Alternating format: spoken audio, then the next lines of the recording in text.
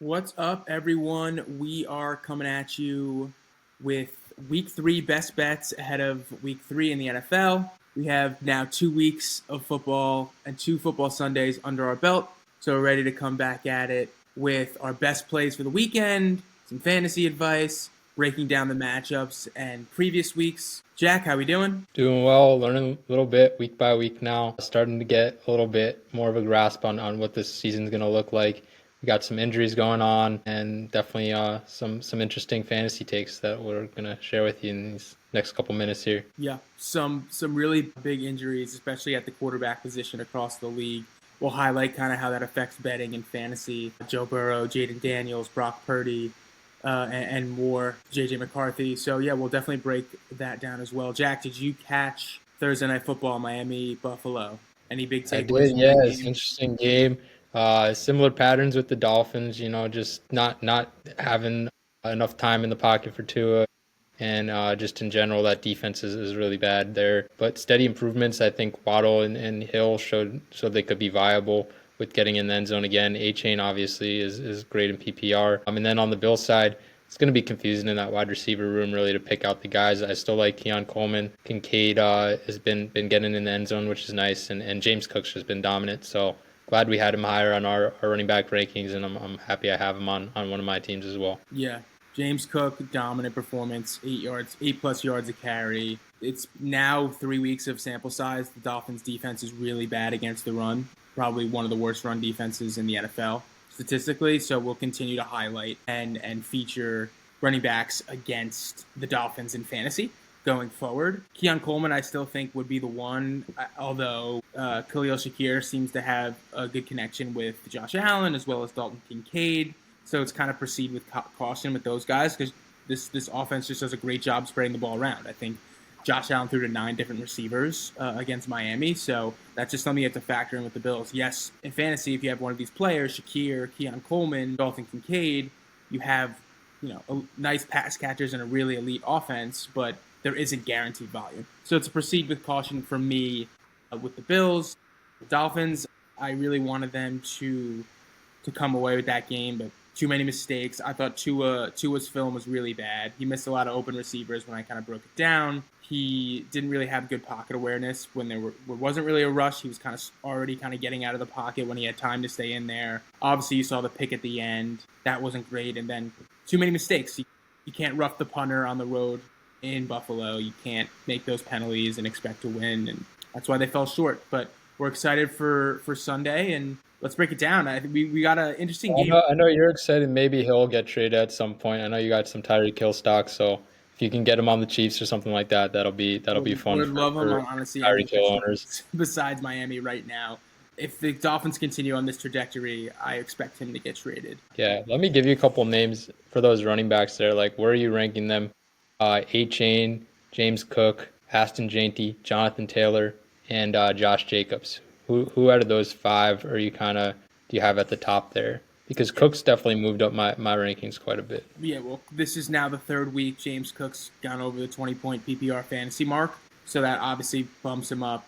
He's definitely getting most of the volume ahead of Ray Davis, and not only is he getting the carries, he's doing a lot with them, and he's on a really good team in a division that they're going to be winning a lot of games. So they're not going to shy away from giving him the ball. He's obviously used in the pass game, so he's kind of towards the top of that list, I would say, with a guy like Jonathan Taylor, who has run the ball super efficiently this year alongside Daniel Jones. Has that, I think he leads the league in rushing yards through 2 weeks. It's something you definitely like to see if you're a Jonathan Taylor owner. He's just efficient, steady, good runner. So I'm going to have kind of him right behind Cook at the top. And then you mentioned, I believe you said Jacobs, Genty. There was one more there that I missed. And A Chain as A well. Do Chain. you So have yeah, A I would put Chain? A Chain kind of at 3, closer to those top two guys, just because you have the guaranteed floor PPR wise. Two was going to get the ball out quick, and I think he had like 7, 8 catches on Thursday. So that's something that in a PPR format, I'm going to have him at like 3, closer to the top two guys. You saw Ollie Gordon kind of get some run, especially early in that game. He got that first touchdown. Not too worried about it. Tyreek Hill said in the press conference he wants Ollie Gordon and a bigger back to kind of get the short down yardage. Not really worried about it in terms of A Chain. He's going to give you that safe floor in PPR. He's yet to go under like the 15, 16 point fantasy mark. So still going to have him towards the top. I'm going to have Jacobs right behind him. We haven't seen Jacobs kind of break out. I thought against Washington with the game script, he was going to, that was his 2-touchdown, 20-point game. But with Green Bay, they're going to be winning a lot of games. You're definitely going to get the usage from Jacobs in the backfield, but we haven't seen him really blow up PPR-wise in terms of the receiving game. So I'm going to have him behind A-Chain. Jacobs is a guy who's going to get you that 80-plus rushing yards a game, maybe a touchdown, but I see him more in the 14 to 18-point game more often than the 18-plus, 20-plus point game. So that's why I kind of have him a tier below. I just think that the ceiling for him is a little lower, where a guy like Cook or A-Chain or even Jonathan Taylor could blow up for 30 points. I've yet to see that from Jacobs, but he's on a really good offense. He's a good buy low candidate if someone's really willing to dump him early because he's not returning second-round value. And then with Genty, I'm going to be patient here. If you drafted Genty, you likely got him in the first round. In my sake, I got him in the second round. But I don't think I still think he's only had 2 games in the NFL, so I'm not going to be too hard on the guy. He hasn't been running the ball great, has faced 2 good run defenses in the Chargers and New England, hasn't been efficient yet, so I'm going to have him towards the bottom of that list, but I'm not in a full panic mode on Genty yet. He's getting the usage. Zamir White is not going to compete with him, even if he's not even playing well. He's going to, as this Raiders team figures it out under Pete Carroll, as they start moving the ball better than they did against the Chargers specifically, where they literally had the ball 4 or 5 times in the fourth quarter and just went, didn't capitalize or score in the red zone on one of those possessions. I think Genty is going to find the end zone a bit more, and his usage isn't going anywhere, so I think he's still a solid high-end RB2. He's not that elite RB1 you want yet, but he has potential to get to that RB1 status. But for now, to temper expectations a bit, I'd have him as an RB2 and 5th on that list. That's my rundown. Yeah, it's interesting how things have kind of flipped since the season started with those guys. They were kind of grouped together, especially when we were making our RB rankings at the beginning of the season. Genty for a lot of people was up there, and that right after that first tier of Bijan and Jameer and stuff, and a lot of those rookies, which we'll talk about, have kind of slipped down the rankings now. They haven't got the use so far, but it's important to be patient, obviously, and see if as things pick up, the running backs will get more used to the NFL systems and NFL defenses and stuff like that. But Genty and that Raiders offense, I think that's the main contributor right now, is that offensive line for the Raiders is not doing it for him, and he's not able to get much space on those runs to at least start the year. But as you said, hopeful as things continue, he'll be able to pick up and kind of be a dependable RB2. So hopefully you got someone else to pair up with him. But yeah, I like your rankings there. I like Josh Jacobs' volume. I like some of those other guys. Yeah, let's get into the week now. Let's do it. And yeah, get into some of those questions as things come up as well. Yeah, so we have Vegas visiting Washington. Washington opened as a 3.5-point favorite. With the Jaden Daniels news him being out, they're now only laying 3 points, which doesn't make a lot of sense to me. I feel like Jaden Daniels should impact the spread a little bit more than that. I think this game should be a little closer to pick 'em without Jaden Daniels and Marcus Mariota at quarterback. But we are on a similar player here in terms of best bets. We're on Brock Bowers. I'm on Brock Bowers over 5.5 receptions. He was featured a bit last week, was questionable entering the game with the PCL injury with his knee. Team's not worried it's a super serious or long-term issue. Has practiced all week. Is going to be ready to go. Has another week under his belt for that knee to heal and get better. I think he's going to be featured a lot more this week in a game that could be pretty close the entire way. So I'll take Brock Bowers 6 catches anytime I can get him. I think Jacoby Myers has proven to be used a lot. There's a lot of Jacoby Myers on tape, especially from last week, and I think Washington's going to take away those big plays and kind of make Vegas – they're going to cut down the field and make Vegas go short play after short play after short play and lengthen that drive. And Vegas has proven, looking at last week, that these long 11-play drives that they have for 10 minutes, they can't get in at the end. So Washington's going to live giving up threes here, and Brock Bowers is kind of going to be that early down chain mover. That I could see him getting a bunch of 6, 7, 8-yard receptions here. So I do like him to grab 6 receptions. Jack, talk to me about this game. Clearly, yeah. I mean, this game is going to be interesting with the quarterback situation there. I think the line would have been probably in that 7-point range with Daniels in there. So I'm not too. I think it's a fair line at 3. I don't think the Raiders are very good, but I think the Bowers, especially when we look at what the Commanders did last week against the Packers and what they let up to Tucker Kraft, there's clearly a weakness there. So I like Bowers to have a big game there, bounce back from that injury. He had such a good year last year. I think we're kind of living in the short term now of what happened last week and the week before, and I think he could have a big game here, especially when I think it's going to be a high offensive game as well. And for some other props I'd like to think about here is like JCM to have a big game here. I think the Commanders are going to go run heavy, maybe Debo get involved, so that'll be interesting. But definitely like Bowers to have a big game.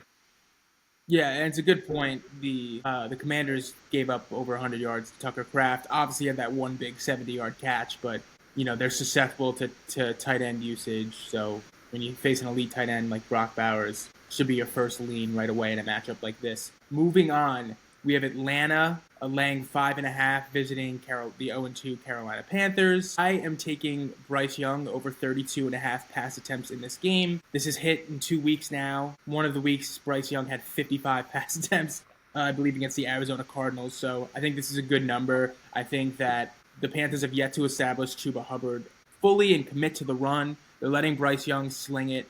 They're trailing in a lot of these games, and against an elite offense a pretty elite offense like Atlanta right now, the way they're running the ball with Bijan and Algier complimenting him, and the way Penix is getting the ball out quick to guys like London and Kyle Pitts, I expect Carolina to be losing this game too.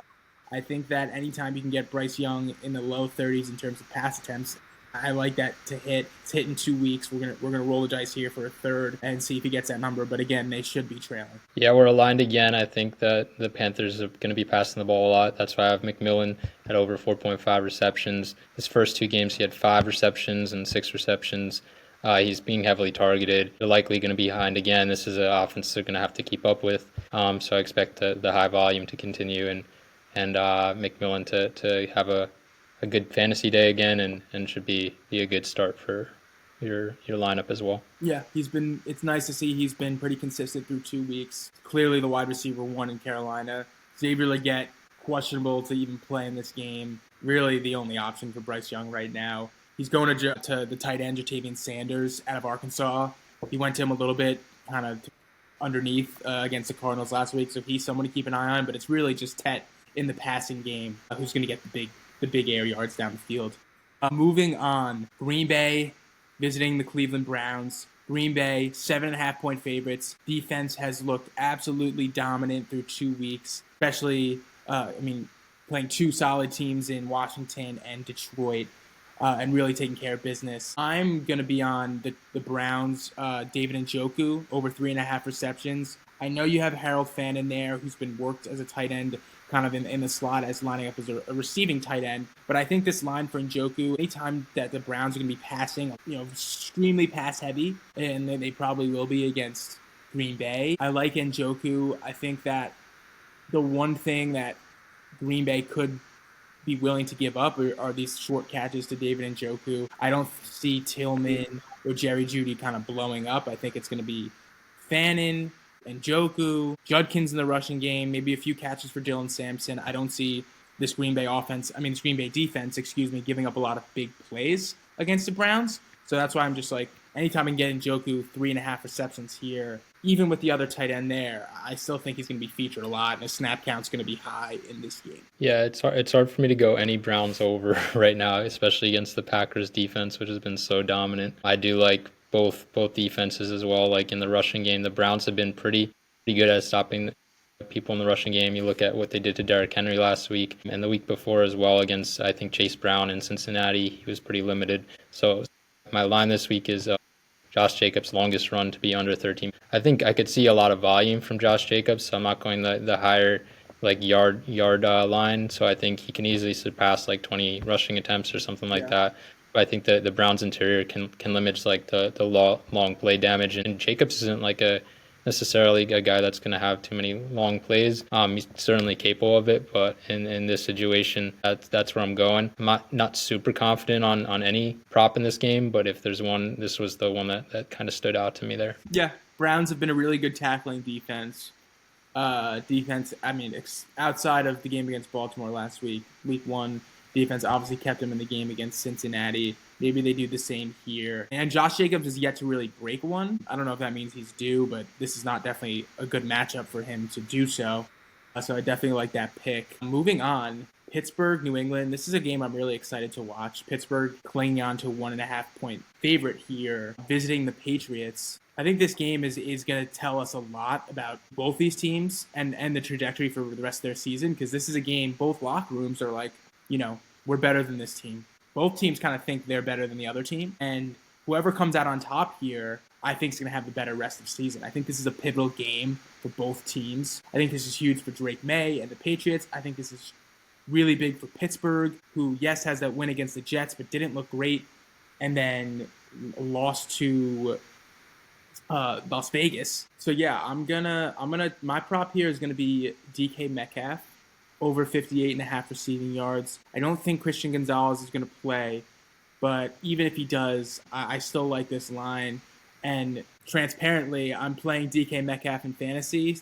If I didn't think this was a great bet, I definitely wouldn't tell you or make this my pick. So I really like DK Metcalf this week to go over 58.5 in his two meetings against the Patriots in his career. He's gone for 90 and over 100 receiving yards. Has torched the Patriots in the past. So I believe he's going to keep that going. And I think 58.5, it could be done in one play. Yeah, well, you think about what the Patriots have done so far on the defensive side against like Janky in week 1. They did a good job of containing the run, but Geno Smith threw for like 300 yards. So I like that pick. I think both teams could have a high offensive output here.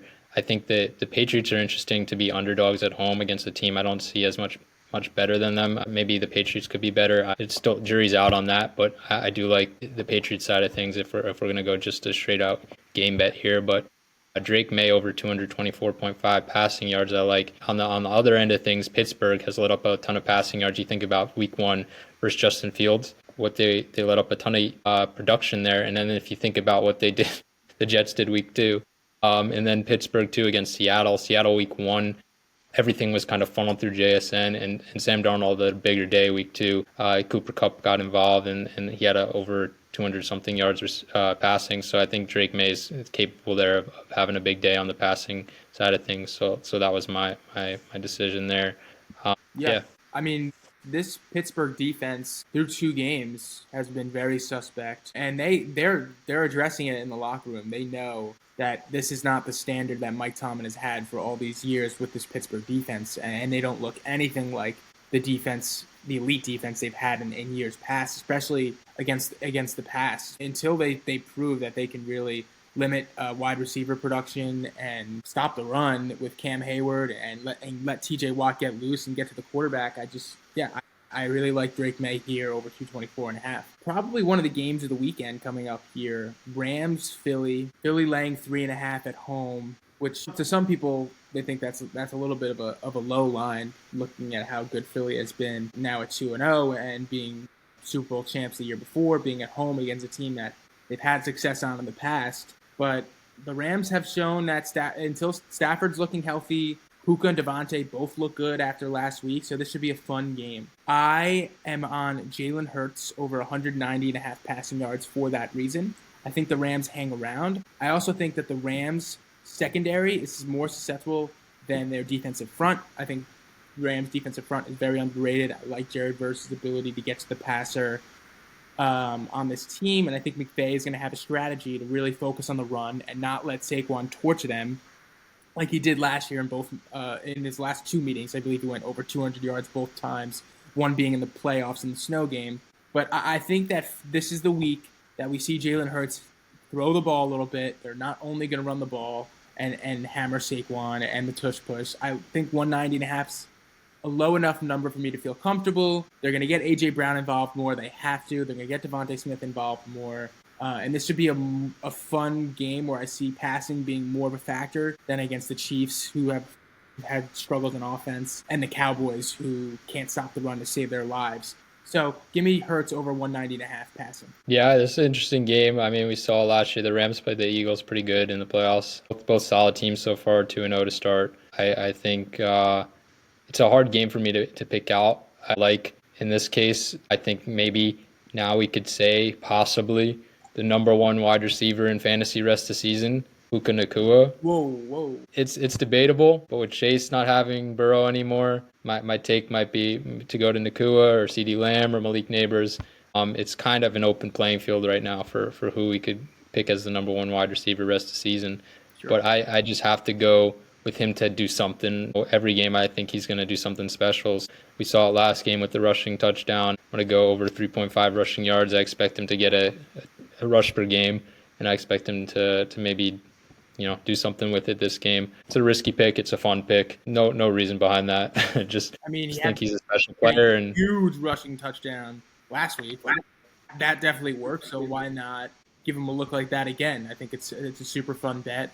And coming into the season, we had these wide receiver tiers, having Puka being on the second tier or like towards the latter half of the first round. He's proved that he is in the first tier with those guys you've mentioned, CeeDee Lamb, Malik Neighbors, and he's elite. He doesn't get talked about enough. He's on that level of the Jettas and the Chase and the CeeDee Lamb, and I'm excited to see him. Hopefully he stays healthy the rest of the season, put up monster year for the Rams, and hopefully they could crack into the playoffs.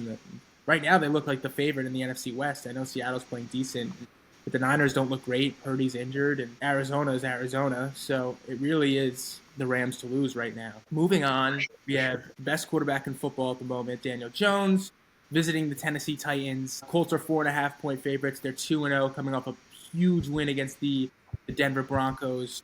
Had a leverage call on the kick that they missed, moved them up 15 yards. They capitalized on that mistake by the Broncos, and they're 2-0, facing the rookie quarterback in Tennessee in Cam Ward. I see the Colts clinging on to a lead in this game, and I'm going to go Calvin Ridley over 52.5.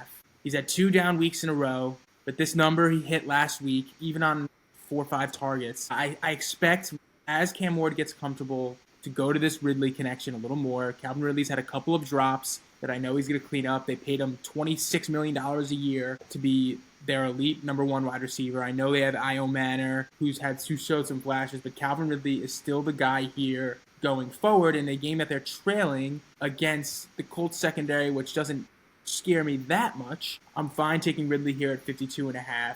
I think that he can get this number pretty easily. He did it in a down week last week, so why not over 52.5 this week? We talked about some of that adjustment with the running backs, the rookie running backs, Cam Ward. It's going to figure things out as we go along here, and I think Calvin Ridley's the guy that's going to benefit most. He hasn't had a big game yet, but I expect, like you said, it's going to happen at some point, and this Colts defense, I mean, the Colts should have put up a lot of points so far, so Tennessee's going to have to keep up for sure. Io Manor as well has like a line at like 30-something yards. I think is not a bad line to look at. But for me, I'm going Tyler Warren over 47.5 receiving yards.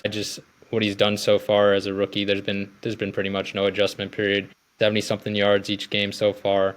I just think he's ready to be an elite tight end, ready to do what Brock Bowers did last year.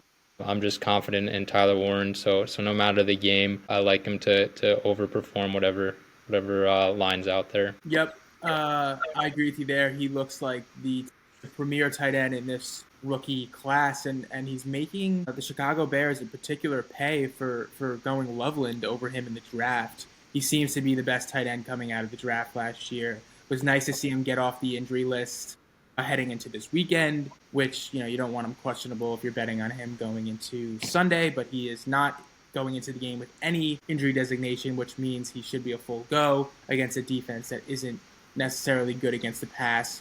I like this number as well, so really can't go wrong with Tyler Warren. He's proven to be a tight end 1 in fantasy right away. Moving on, Jets at Buccaneers. Jets without Justin Fields, who has a concussion, was ruled out earlier this week. Going to roll the dice with Tyrod Taylor here, which should be very interesting. Tyrod Taylor, a name that's been around since Jack and I were in grade school. He is a true veteran in the NFL, but this is going to be an uphill climb for the Jets to get a win against a rolling Tampa Bay Buccaneers team with a quarterback who's very confident right now in Baker Mayfield and has his weapons in Mike Evans and Nick Bosa at his disposal, and they're only getting better, and the connection's growing stronger. So it's going to be tough for the Jets here, and I think we're both in line that they're going to be forced to pass the ball, even with Tyrod Taylor. May not look pretty. I'm going to take Breece Hall over 3.5 receptions here. I think they're going to ease Tyrod Taylor into this game. I think they're going to run the ball to start. They're not able to establish the run. The receiving play calls are going to be very short receptions to guys like Breece Hall in the flat, short kind of out real routes, little screens out of the backfield. I don't expect Tyrod Taylor to be completely airing it out right away. So I like Breece Hall to have 4 catches and be featured in the receiving game for the Jets. I like that as well. I think maybe this could be a benefit for the receiving games of the Jets. After we saw last week, Tyrod Taylor came in, got a couple completions there. For that reason, I went with Garrett Wilson over 5.5 receptions. I think the script there with the Tampa Bay Buccaneers, an offense they're going to have to keep up with. You're going to have to pass the ball. They don't got much options there. I think we're still kind of underestimating the amount of volume that's going to go in the Garrett Wilson direction. We've seen it with guys like JSN, Zay Flowers, those types of offenses where they're kind of centered around one wideout threat, have got a lot of volume so far. So for Garrett Wilson, I think that's the case as well. And he's going to have maybe a big day this week, going back to week 1, see something similar to what we saw against Pittsburgh for the Jets, with not as threatening as a team as the Bills are. Yeah, bunch of good points there. And Tyrod Taylor, more passing yards than Justin Fields last week. So what was it, like 30 to 20? It was. I want to say Tyrod Taylor had around 50 something. I know Justin Fields had 27 and played most of the game. So it was just a tough one. Yeah, last week I had Garrett Wilson over, I think it was like 60 yards receiving. And I said if the Jets get 100, Garrett Wilson will get 60 of them. The Jets did not get 100. They got about like 60 yards or 70 yards, and Garrett Wilson had like 50 of them. So it's your fault. It's my fault, but I think same case this week. If we get to 100 yards for the Jets, Garrett Wilson will get 60 of them. If we get to 200, Garrett Wilson will have over 100 yards. Right. That's the hope. That sure is the hope. Moving on, we have Cincinnati at Minnesota. I just want to kind of pat ourselves on the back here, give us a little credit. We called in the preseason that this game was going to be Browning versus Carson Wentz. We knew it, and we prepared for it. Go back and watch. We called it. So, again, week 3, we had it circled. We knew Carson Wentz was going to get the start here. I'm just kidding. We definitely didn't know that, and that changes a lot of things that we have 2 backup quarterbacks in a game that we were excited to watch between Jamar Chase going against Justin Jefferson. We really wanted everyone to be healthy for this game, but the reality of the NFL and the reality of the situations for both these teams is that they're rolling out backups, so we're going to bet accordingly. I think Carson Wentz, Minnesota's at home laying 3. Carson Wentz has looked good in the past. I have no idea. I haven't seen him play in a while. I have no idea how he's going to look, but if he's going to throw the ball to anyone, it would be dumb of him in one of his few starts that he's going to have to not throw the ball to Justin Jefferson. Jordan Addison serving the last game of his suspension. He'll be back next week, but I like Justin Jefferson over 5.5 receptions. You're getting plus money here. They're going to get him the ball this game. He was patient with J.J. McCarthy. I think J.J. McCarthy told him on the sideline, don't give up on me yet. He's caught a touchdown. He's featured a little bit, but this is the game. He's going to be prime Justin Jefferson. Bengals secondary, trash. He should have 6 catches if the Vikings are doing if the Vikings are doing anything correctly in this game. So that's where I'm leaning. I like the plus money. I'm going to take, in a game with backup quarterbacks, I'm going to take one of, if not the best player on the field to go over his receiving line. Yeah, that's a good call. Justin Jefferson is Justin Jefferson, as we've said on the podcast. Quarterback agnostic, yeah. And looking at this game and the game script of having these 2 QBs, I think Chase Brown over 2.5 receptions, I feel comfortable with. Browning did have a pretty good, when he's played in the past, share to his running back there. About what we didn't see a lot from Burrow so far those first 2 weeks. Chase Brown in the past last year was getting a lot of receptions. I think this could be a game with a tough Vikings defense where maybe they're getting a lot of pressure to Browning. He's going to need to maybe dip and dunk to guys like Chase Brown and maybe not have the time to get the ball to Chase and Higgins.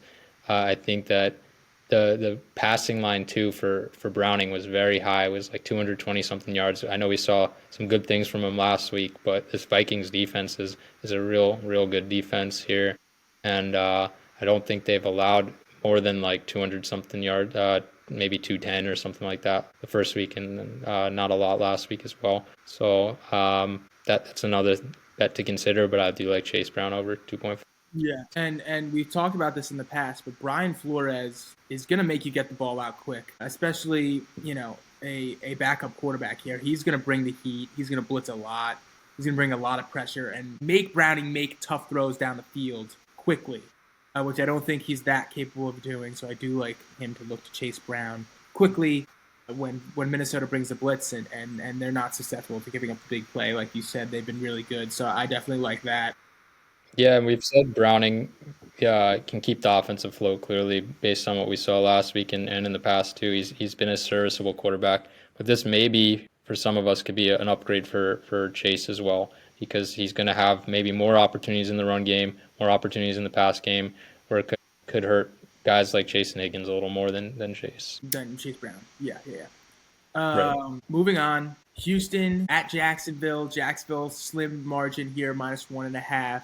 This is a game that should be very interesting, and especially, in my opinion, is a must-win game for Houston, more than Jacksonville if they have any hopes of winning this week AFC South division here. Houston struggled.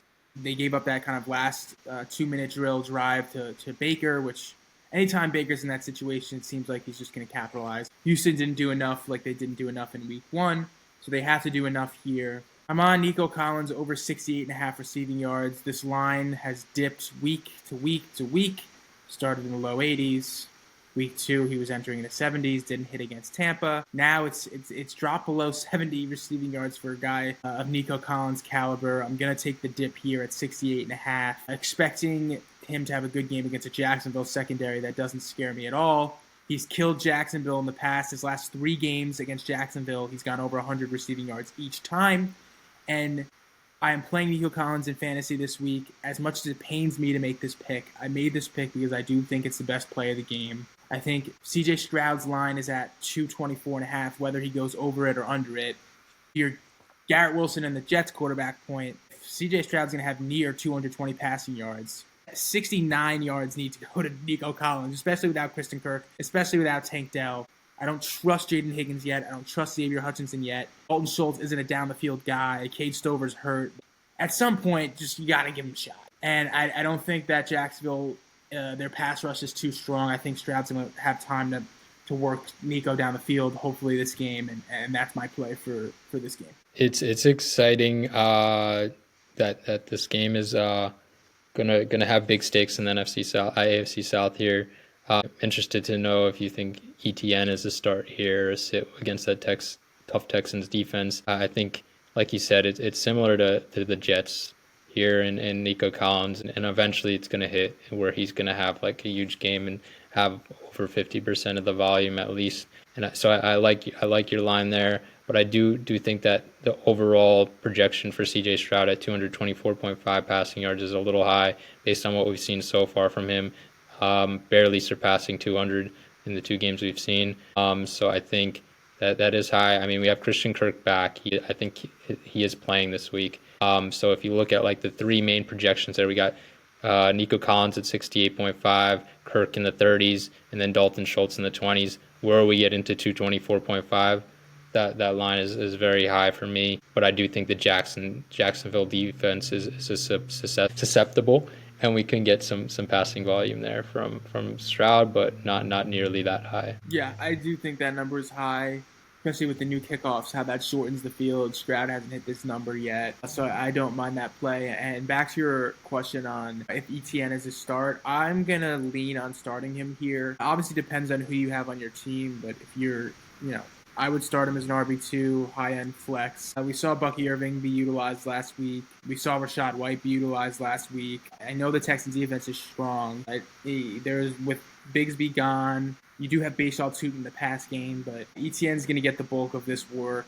And anytime with running back position being pretty slim right now, I doubt you have a better option than ETN. I think he's got a safe floor even in this game at home, and he's stacked a couple good weeks together, so I'm not opposed to starting him here.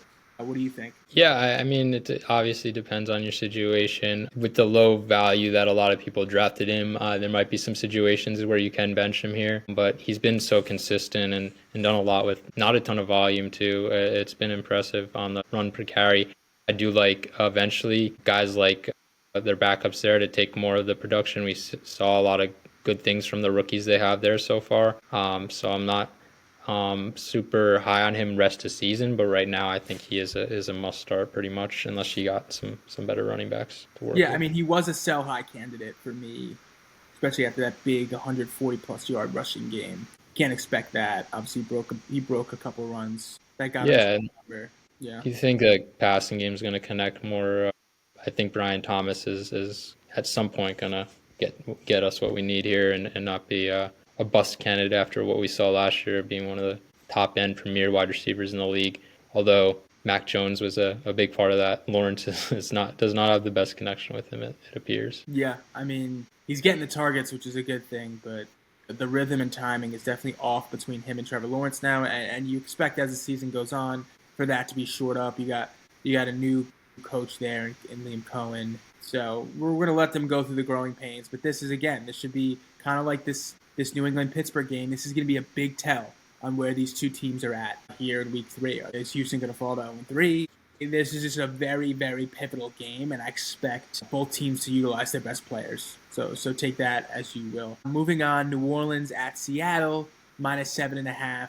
New Orleans, not a great football team. Seattle, been solid. Sam Darnold looks like kind of similar to the solid play he had last year with Minnesota. Seattle's laying 7.5 here. In a game I expect New Orleans to trail. Anytime I get Alvin Kamara over 3.5 receptions, I like that line. I don't think that the Seattle secondary with Reek Woolen and Witherspoon and Love and these guys, these safeties and corners that are pretty good players, I don't expect them to give up big plays to Shaheed or Vele or even Olave.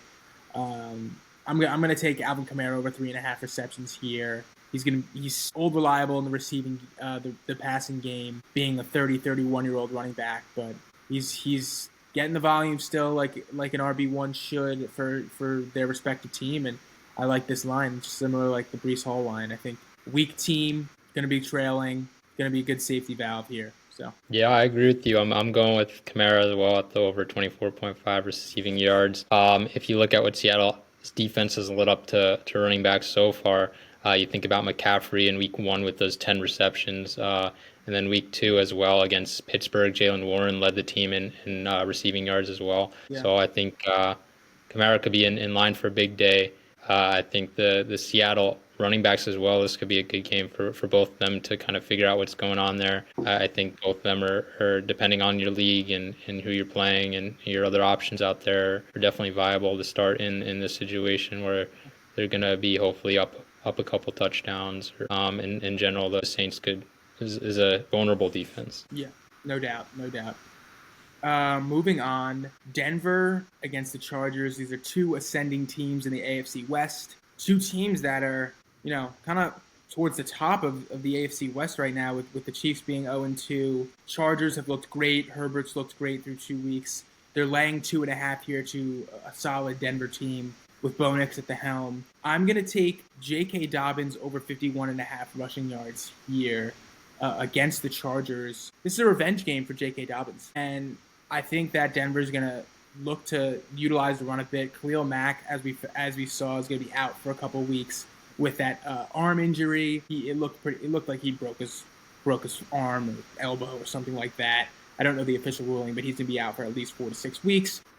J.K. Dobbins has gotten the bulk of the carries in this backfield compared to R.J. Harvey. R.J. Harvey right now is not startable. He's kind of the change of pace guy that Sean Payton likes to utilize, but J.K. Dobbins has been running well.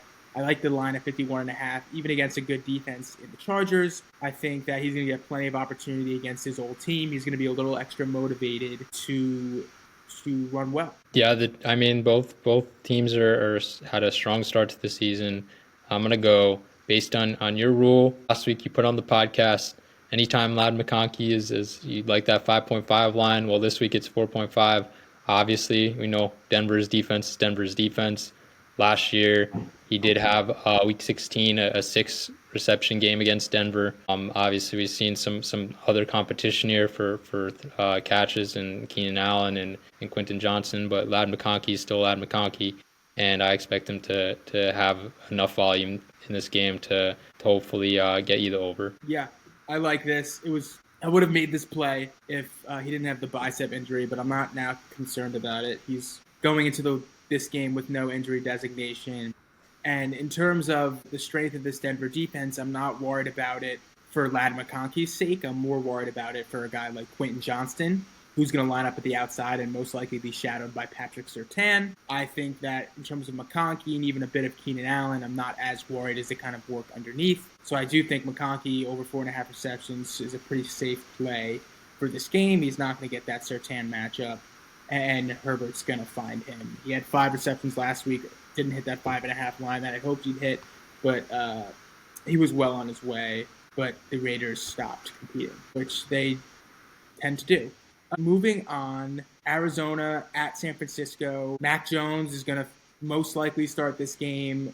They called Brock Purdy doubtful for Sunday. I doubt he plays. He's with the turf toe. So I expect Mac Jones to be quarterbacking the San Francisco 49ers. For Arizona, they've looked solid. Obviously, their schedule's been pretty weak so far, and this is kind of their first test going into San Francisco, a divisional matchup for the Cardinals that they have any hopes of really making the playoffs. This is a game they need to win. So for that reason, coming off a down week, I'm going to take Marvin Harrison Jr. here. I'm going to take the dip in his line at 49.5 receiving yards. Trey McBride's going to get his, but if Arizona wants to win this game, he's got to get his touches. And I know people saw, Kyler Murray saying sometimes he's going to get 10 targets, sometimes he's going to get 3. Well, I think this is going to be the week where he gets 10, and this is the week where they're going to rely on him to make plays down the field, to open up the run game, to help Kyler Murray and the Cardinals get a victory here in San Francisco. He's too talented. This line is too low. Ridley's at in the 50s. Then Marvin Harrison Jr. can't be sub 50. I don't care who he's playing. It can happen in one play. So I'm going to take the value here with Marvin Harrison Jr. Yeah, eventually we got to see it with Harrison, right? It's going to click, and he's been inconsistent, but this is a game where I agree where he could have a big reception here, get you over 50 yards in one play or something like that. I like Kyler Murray over 26.5 rushing yards. So far through 2 games, he's been consistently in the 30 range. He's been rushing the ball. He's healthy. He's able to get out of the pocket. He's played some weaker teams the first 2 weeks where he hasn't maybe had to get the offense going as much. With San Francisco, I expect a little more of a competitive game, although, New Orleans was a little competitive. But I think that Murray will have some incentive to scramble here, ensure that Arizona gets the win and continues their hot start here with playing weak teams, getting lucky playing San Francisco with all the injuries they got, 49 injuries for the 49ers. So I think the Murray is gonna have a decent day and hopefully get them to 3-0. Yeah, he addressed in the offseason that he needs to run the ball more. The Cardinals need to design for him to run the ball more, and we've seen that through 2 weeks. We've seen design runs. Like you said, we've seen him be in the 30 range. So this line is yet to adjust, so we're definitely going to capitalize on it. Moving on, Dallas at Chicago. One of the games I'm going to be watching really closely this weekend. I'm super excited. Should be very entertaining. Dallas has been in a couple entertaining games this year, especially the Giants game last week. Both of these defense struggling. Jalen Johnson for the Chicago Bears likely out for the season. Kyler Gordon's going to play but is banged up at the safety position. I see this game. These are 2 weak defenses, 2 weak secondaries that have given up a ton of yards already. The Cowboys coming off giving Wan'Dale Robinson, Malik Neighbors, and Russell Wilson 400-plus yards of offense. And the Bears coming off an absolute beatdown from the Detroit Lions, with the Detroit Lions scoring over 50 points. Amon-Ra, 3 touchdowns. Jameson Williams, 100 yards and a touchdown. It was just bad. So this is a game that I'm definitely looking to bet on. My first pick here is going to be George Pickens over 54.5 receiving yards. Hit against the Giants with that catch in overtime. But I like Pickens to get more and more involved as the weeks go on. I think he's gotten a bit unlucky with the pass interference calls that have happened against him. He draws a lot of passes, interferences, and obviously doesn't count as receiving yards from a betting perspective and a fantasy perspective, which sucks. I do think that he's going to get behind this defense, and I think multiple guys on the Cowboys and multiple guys on the Bears are going to, receiving-wise, are going to go over their lines here. So I'm on Pickens. Lamb should get his. Lindsay should get his. Even DJ Moore. So excited to watch this game. Should be a good up-and-down affair. Jack? Should be a high-volume game, high-octane game. Both teams are looking good in the offensive ends of things so far. Defensive, maybe not so much. More so for the Cowboys. The Chicago team is desperate now, 0-2. They need this win badly. So I expect them to come out swinging, and the Cowboys are going to need to pass the ball as well. CeeDee Lamb so far, 13 targets in week 1, 11 targets in week 2. He's firmly over 6 catches every game so far. So I'm going over 6.5 receptions for CD. Like we said, maybe the number 1 fantasy wide receiver for the rest of the season now. I think CD is gonna do what he's doing. Gonna show why he deserves that number 1 spot possibly. Maybe get in the end zone for the first time this year and be over 100 yards receiving again. Yeah, again, I think that this is a game where a lot of overs in terms of receivers are gonna likely hit. So CeeDee Lamb, done it 2 weeks, is a high volume receptions guy, and in my opinion is the best fantasy receiver rest of season, with Puka Nacua right behind him. So definitely like this line. Moving on, I believe this is the Sunday Night Football game, which sucks for the entire world that they have to watch the Giants on Sunday Night Football. But they're playing a team who has not looked great and has underperformed in Kansas City. Kansas City laying 5.5. This is the Kansas City bounce back game. This is a game that, God forbid, in the offseason they saw themselves and they're like, oh, if we go 0-2, we're gonna get a win against the Giants. And we're going to bounce back. Xavier Worthy, questionable. I expect him to play. Not even going to play with a brace. He has a significant risk of re-injuring. I believe doctors said it's a 40 to 50% chance that he re-dislocates the shoulder at some point during the rest of the season, which you don't like to see. That doesn't mean if he dislocates it, they can't pop it back in. But the more and more you dislocate it, the more damaging it could be long term for a guy, like Worthy, who isn't necessarily a big guy at 165 pounds. But with him playing, that's going to stretch the field. It's going to help Patrick Mahomes a lot. I see the Chiefs getting out to a bit of a lead here. That's why my play is going to be Isaiah Pacheco over 41.5 rushing yards. He's looked awful through 2 games, and many people are going to be like, why are you betting on Isaiah Pacheco?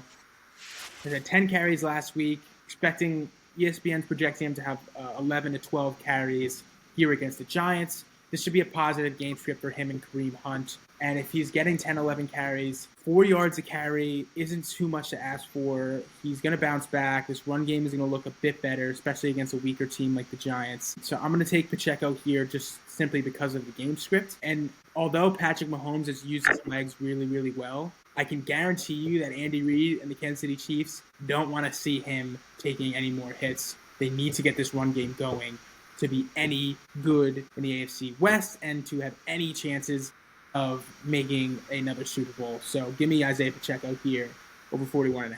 It's interesting you say the Chiefs got to get this run game going when they have, from the QB, Patrick Mahomes, been rushing really well to start the season. I know over he 50 has. yards. I said he has. I don't know if they love seeing that all the time, even though these are big plays, and he's been doing it. Yeah, they'd prefer to get it from the backs there. But Mahomes, we've seen it twice now. We've seen him in the past when he doesn't have as many weapons on the outside going to the run game there. The line is 26.5 rushing yards. I feel good about betting the over here after what we've seen through 2 weeks. Also on the Giants side of things, what they've led up to quarterbacks. Jaden Daniels went over when he played the Giants, and then Dak, it hurt me, but in overtime he was able to go get the over. So I think that's a good bet, and we're looking at this line 5.5. Seems a little small for a team that was in the Super Bowl last year versus a team that's perceived as probably one of the weaker teams in the league. I know they're home, but for the Chiefs there to be 0-2 and to only have a 5.5 line there, that's an interesting play as well. What else can go wrong for my Giants? Probably another blowout loss against the Chiefs. So at least they look good. Unlike I'm a little more optimistic about the your future. neighbors who are New York Jets fans have a little less to show than what you have. But I do agree with you. This is a little bit of a dangerous line. See what I did there? That was pretty funny. This is a little bit of a tricky line here for the Chiefs. If you told me before the season started that I'm going to get less than a touchdown spread for the Chiefs against the Giants, I'd laugh at your face and say I'll throw every penny I have. I would mortgage my house if I had one and would throw everything I could possibly throw on Kansas City minus less than a touchdown. But with how the Chiefs have looked, it's not the craziest line, in my opinion. The Giants have proven they could hang around in games. Russell Wilson is connecting with Blake Neighbors and Wan'Dale Robinson. Scatterbo is very motivated to be more of a presence in the backfield with Tyrone Tracy. We'll see. Chiefs haven't really proven they could blow anyone out. They hung around with the Eagles. I think they're going to win this game. Probably going to end up taking the Chiefs minus 5.5 because solely for the fact that I'd kick myself if I didn't and they won by 2 touchdowns. That's pretty much everything I have on this game. Monday Night Football capper, Detroit, Baltimore, game of the weekend. This should be a very fun Monday Night Football. Highest over-under total of any game this week. So we expect a lot of action from both teams' skill players. These are two very, very high-octane offenses that move the ball very well. Baltimore at home laying 5.5. I do think Baltimore has shown that they're the better team through 2 weeks. Detroit looked really good last week against Green Bay and ran into a tough Packers team on the road in week 1. So they're still the Detroit Lions. The offense is going to get better and better as the weeks goes on with the new OC. With that being said, I'm going to take Jahmyr Gibbs anytime touchdown, minus 120. Anytime you have an over-under of a Lions game in the 50s, likely Jahmyr Gibbs is going to score. So I'm going to take the value here with Jahmyr Gibbs anytime touchdown. I think this is going to be a high-scoring game like Vegas projects it to be. I like the Ravens to win this game. But Jack, what do you like? Yeah, I think Jahmyr Gibbs is in line for a big day today against the Ravens. Both defenses came of the year on that top 10 projection. I think they're still pretty good defenses, but both have shown some vulnerabilities to start here. Baltimore has led up receiving production to James Cook and then to Judkins, Ford, and Sampson last week. Really, all three running backs were able to get something on the passing game there, a little something. So I think Gibbs at 23.5 is not a scary line, especially with how we expect this game to go. In the game script, a lot of passing volume most likely, and he's been getting 10 targets week 1, 3 week 2. He hasn't done a ton with them, but I think this could be the game for that. So I like the Gibbs to, like you said, have a touchdown, have a big game in general. Yeah, I just think there's going to be a lot of yards in this game. The Ravens like to get on the ball quickly and wear you down with Henry and Lamar, especially after a big play. They're on the ball quickly, trying to punch it in as quickly as possible, which means the Lions should have plenty of opportunities on offense as well. This should be a very fun Monday night for all of us and a treat. Hopefully we get another really good game on primetime. So that covers all the games this weekend, our best bets. Definitely hit us up with any start-sit questions before Sunday and Monday if it comes down to it for you, which for me it's going to come down to it because I'm playing a team that has like 4 players in this Monday Night Football game, which is a little scary. Don't really want to play anyone with this matchup, but we'll see how it goes. Hopefully it goes under, even though it's probably going to go over. But yeah, looking forward to another week 3. Looking forward to having another nice best bets week. We bounced back from week 1, had a nice week 2. Jack did really well on the game spreads. I did really well with the prop bets. Definitely tail. This will be a fun weekend. A lot of lines that are lower than I think they should be for week 3. A lot of teams that are in must-win situations. So a lot on the line here week 3 with a lot of quarterbacks being injured. We're super excited to watch and come back to you with feedback. Next week, Jack, any closing remarks, any motivation for fantasy owners and other Giants fans out there who know they're going to be on? Yeah, well, wanted to say before we close that I have my we're both through the 2 weeks in the survival pool. I got the Seahawks this week. You have the Chiefs, both against some weaker teams this week. So hopefully we both move on again. Giants fans, I'm praying that we don't get another 0-3 start. I'm seeing maybe a miracle. Maybe we'll call this the miracle at the Meadowlands. Another helmet catch or something crazy will happen, and the Giants will be able to figure something out against these Chiefs who have started 0-2. Why not 0-3? That's my main statement. Why not? Why can't we get the win? Do something crazy. But in general, what I'm thinking this week is 1 in a McMillion. It's going to be some type of week here for Ted McMillan. Something crazy will happen. So.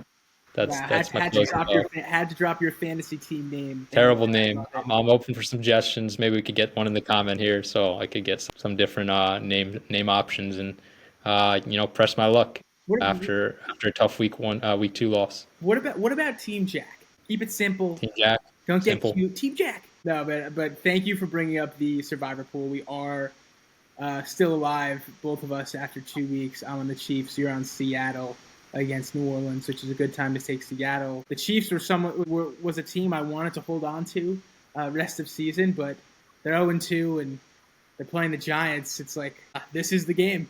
They're not going to go 0-3. I'm not too worried about it. Yeah, we will catch you guys next week for our recap and best bets video. Have fun this weekend. Good luck if you're 0-2, 1-1, or 2-0. It's still early. You have time. Hit us up with any questions. We appreciate it as always. Under Center, signing off. Happy week 3. See you.